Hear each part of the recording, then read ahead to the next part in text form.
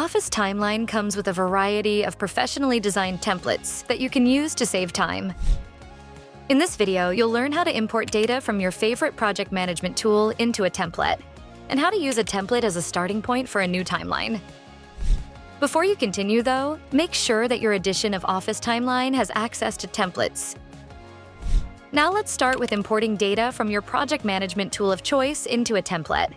You must first open up the Office Timeline ribbon, then click on New, then click From Template. Now browse through the list of templates and double-click on any one of them to see a preview.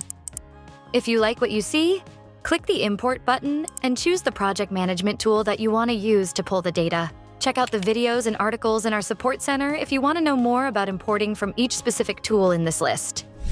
Next up, using a template as a starting point for a new timeline. This workflow can significantly speed up your timeline creation process, since most of the layout and styling work is already done by the template. Just as you did before, go to the Office Timeline ribbon, click on New, then click From Template.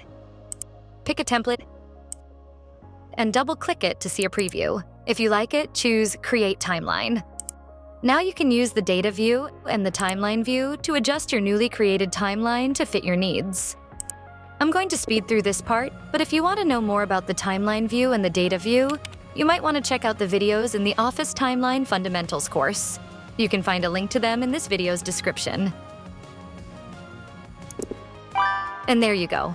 We took a timeline template and quickly modified it to suit our needs, saving a ton of time in the process. That's it for this video, but if you want to learn more, don't forget to check out the Office Timeline Support Center. Thanks for watching.